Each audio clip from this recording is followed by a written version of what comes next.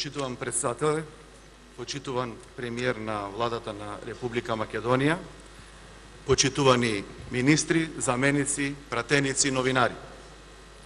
Јас имам три прашања. Првото прашање е до владата на Република Македонија, односно до председателот на владата на Република Македонија. Второто прашање ќе биде упатено до министерот за култура и третото до министерот за здравство. Почитувани пратеници, ако зборувам со речникот на опозицијата и какафонијата што ја слушаме овие неколку недели и заканите кои дневно ги слушаме од лидерот на опозицијата, со често употребувани зборови на бомби и останати заплашувања и уцени, ќе дозволите, како пратеник кој доаѓа од Охрид, од најубавиот град на овие простори, лулка на културата, град со богата историја, град наречен бисер на Балканот. Но за жал, доаѓам и од град кој е тотално финансиски уништен, град во кој со девијањето и неодговорното криминално работење во 2 мандати на локалната самоуправа, водена од СДСМ, кој како да паднала атомска финансиска бомба тешка 40 килотони. Односно, ако тоа го преведеме, се фантастични, огромни, генерирани долгови од над 40 милиони евра. Со оглед на тоа дека задолженоста на општина Охрид изнесува преку 40 милиони евра, со дневна камата од 15.000 евра по однос на извршни судски решенија и преку 200 судски решенија кои чекаат за наплата, кои додатно го оптеретуваат општинскиот буџет, ме интересира дали постои можност во некое законско решение ова затекната состојба во иднина да се спречи. Ако се земе предвид дека општинскиот годишен буџет на општина Охрид изнесува околу 7 милиони евра, во тој случај ќе бидат потребни повеќе од 6 години да се отплати долгот и тоа само доколку се отплаќа само долгот, а при тоа да не се реализираат никакви други проекти во општината. Односно, дали би можело на некој начин законски да се лимитира задолжувањето на општините, како во случајот со позитивните изгласани измени за лимитирање во насока на создавање на силна финансиска дисциплина. Предлогот помина во собранието со нормирање на дефицитот на буџетот, како што е на ниво на држава предложено, во висина од најмалку 3% од БДП, а јавниот долг да се лимитира на ниво од најмногу 60% од бруто домашниот производ. Од друга страна, општините се длабоко навлезени во фази на децентрализација, но проблемот би се јавил во финалната фаза. Ке имаме децентрализирани општини, но сериозно финансиски оптеретени. Моето прашање би било дали е возможно и дали во иднина ресорното Министерство за финансии и владата на Република Македонија планира да направат компаративни анализи и реален преглед на општините за финансиското работење и да предложат законски нормативи со цел локалните самоуправи да не навлегуваат во дополнителни финансиски задолжувања и пречекорување на можностите со кои располагаат буџетите на општините. Тоа е во однос на првото прашање. Второто прашање е до ресорното Министерство за култура. Идејата за возобновување на Свети Климентовиот универзитет дека Плаушник ќе биде најголемиот духовен центар во Македонија и пошироко. Основните проекти се изработени од научната установа Завод и музеј Охрид и овде сакам да изразам благодарност за посветеноста на оваа установа, посветеноста на ресорното Министерство и владата на Република Македонија, да ова идеја набрзо прерасне во реалност. Во моментов се работи на повеќе објекти.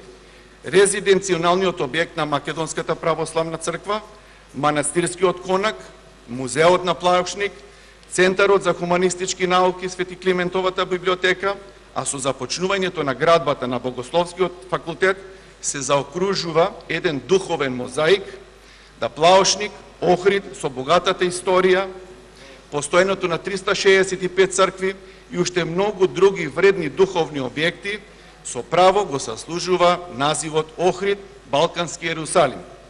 Би сакало страна на ресорното Министерство за култура да не информираат за зафатите, проекциите, но и проблемите со кои се соочуваат во реализација на овој исклучително важен духовен комплекс во Охрид.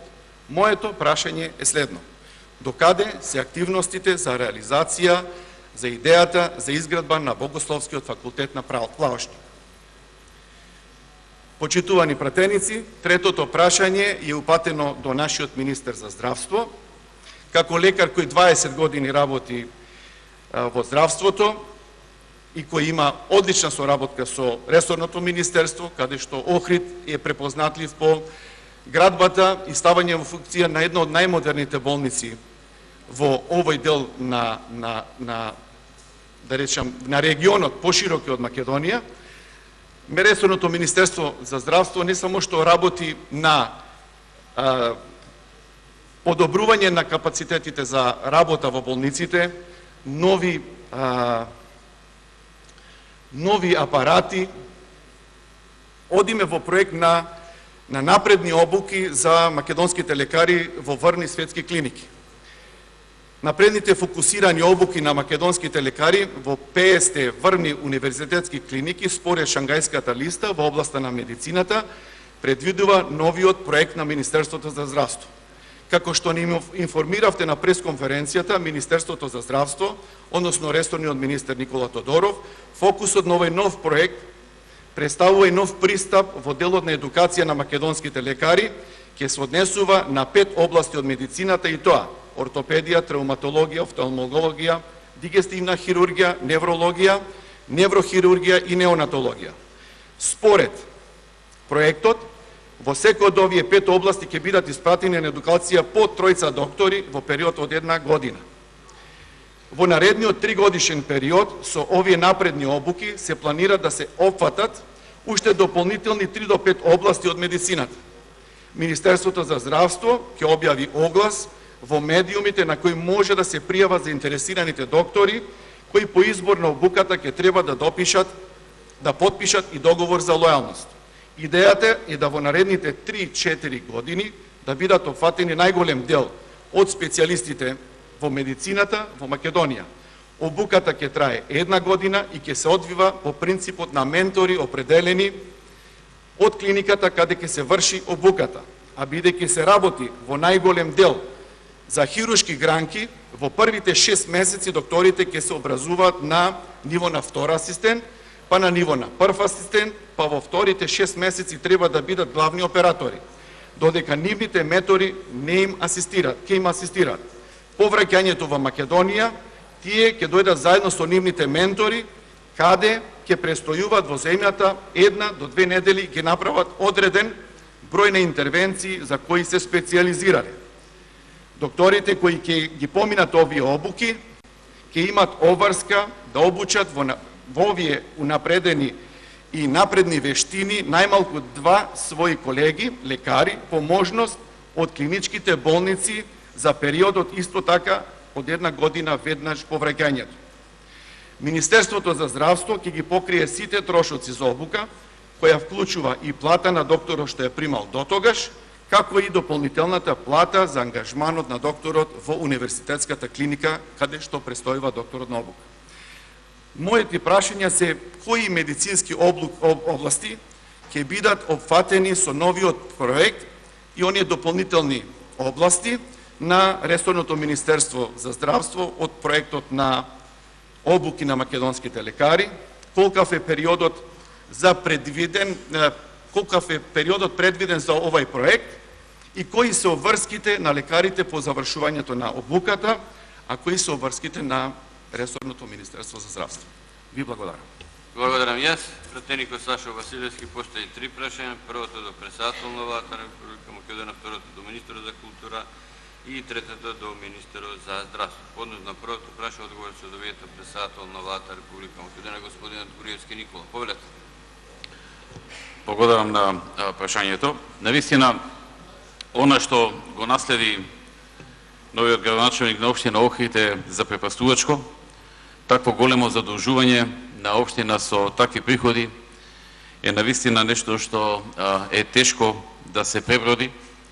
И иако новиот градоначалник таму од информациите што ги имам презема прилично радикални мерки во правец на правење на заштеди, за враќање на долговите кои што се напластени од неговиот преходник, состојбите се уште се тешки, иако долгот е намален, но мокта на таа општина во смисла на приходите кои што ги има, како што и самиот пратеник кажа, не е толкова за да може така брзо и така лесно да се надминува.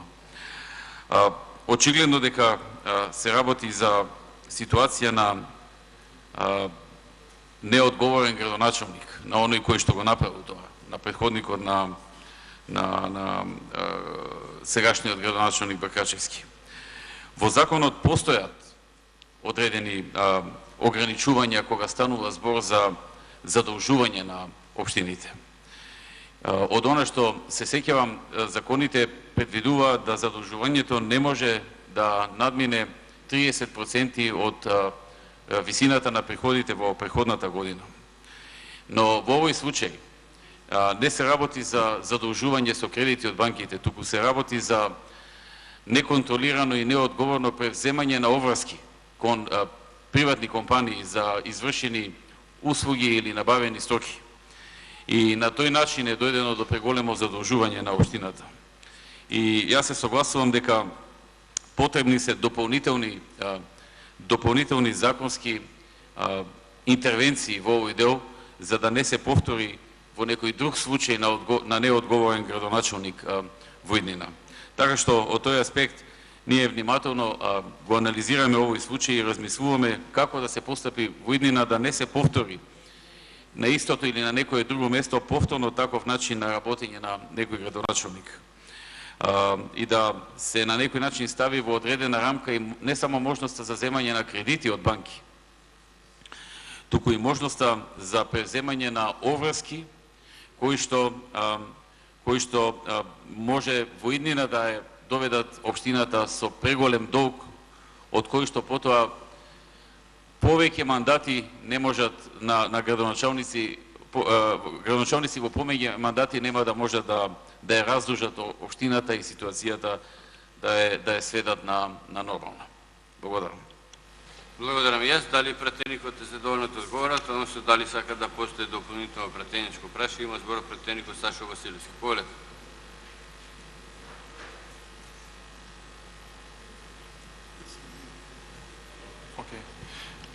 Почитувам председател, задоволен сум од одговорот. Хвала. Благодарам.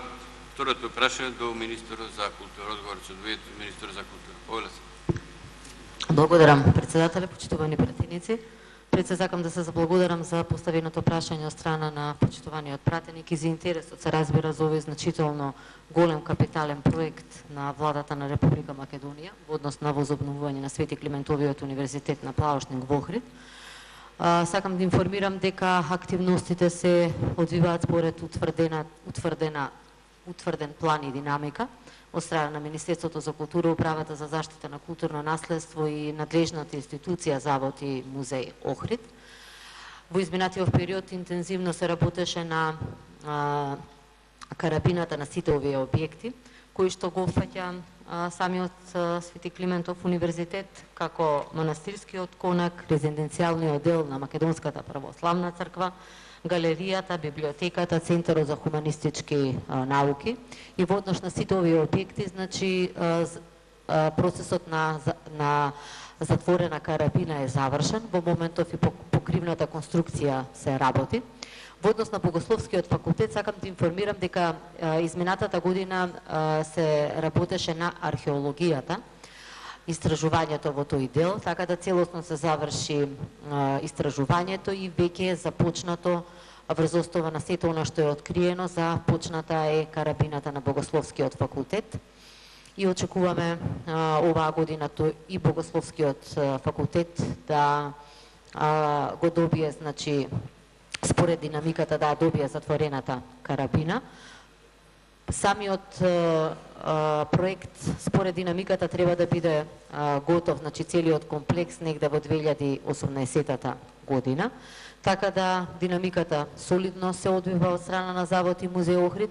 Паралелно покрај градбата се истражува на самиот комплекс, бидејќи по завршување на комплексот имаме и партерно уредување на целиот овој комплекс, каде што и оние делови кои што се истражуваат во делот и на музеиците и во делот на археологијата ќе бидат мислам отворени, се разбира, во согласно процедурите, ќе имаат можност сите посетители да ги видат и музеиците и археологијата на самиот комплекс, така да динамиката се запазува од страна на надлежните институции, а во однос на Богословскиот факултет, како што информира, археологијата е завршена и во моментов веќе е започнато со изградба на затворената карабина на последниот објект од овој значително голем комплекс.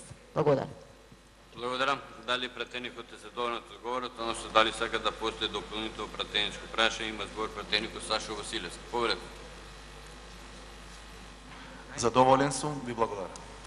Благодарам. Третото прашање упатено до министерот за здравство. Одговор ќе добиете од министерот за здравство. Повелете, министер. Благодарам. Благодарам за прашањето. Станува збор за еден нов проект кој што се спроведува во Министерството за здравство.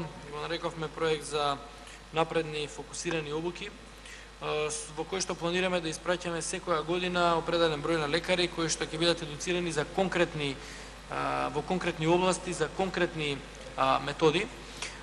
Вие ги наброивте областите, јас малце подетално ќе одам, ќе ги наброам и за кои методи и во кои субспецијалности би рекол би требало да се доедуцираат или да добијат дополнителен тренинг докторите кои што ќе бидат испратени на едукација. Првото го спомнавте во делот на ортопедијата. Предвидуваме да бидат испратени лекари кои што ќе бидат фокусирани на обуки во делот на хирургија на колено и на хирургија на рамо. И хирургијата на колено и хирургијата на рамо се исклучително значајни, се работат во Македонија, но сакаме да сериозно се подигне нивото на квалитет на услуги, нивото на квалитет на знаење, вештини и ставови на лекарите кои што работат во оваа субспецијалност на медицината. Вториот сегмент е офталмологијата. Во офталмологијата имаме посебен аспект или фокус ќе ставиме на витроретиналната хирургија и на кератопластиката, односно и трансплантацијата на рожница. Во третиот сегмент или дигестивната хирургија планот е да се фокусираме на 3 сегменти, и тоа хирургија на панкреас, хирургија на малигни заболувања на дигестивниот тракт и лапароскопска хирургија. Во четвртиот сегмент на неврологија и неврохирургија планираме фокус на аневризми и на малигни заболувања на мозокот. А во петиот сегмент, во делот на неонатологија, планираме да ставиме посебен фокус на прематурно родени деца, односно новороденчиња и нивно следење од страна на неонатолозите кои што работат на терциерно ниво.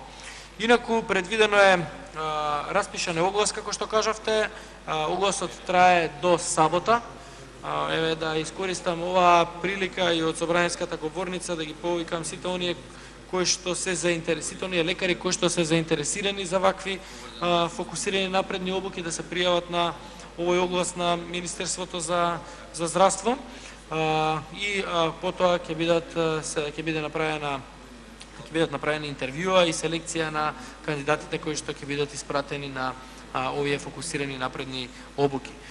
Идејата е да бидат во 50 најреномирани здравствени установи рангирани на Шангајската листа. Ние во овој период веќе започнавме процедурата за набавка, испративме дописи до сите овие здравствени установи, а исто така и молба до нашите дипломатско-конзуларни представништва да остварат контакти со овие здравствени установи или универзитети кои што се најдобро рангирани на Шангајската листа и да ги анимираат со цел учество на оваа постапка која што е распишана од страна на која што се започнува од страна на Министерството за здравство. Идејата е овие лица да бидат една година на овие обуки, да имаат ментор кој што е еден од водечките експерти во здравствените установи за оваа област, да менторот постојано работи со нив и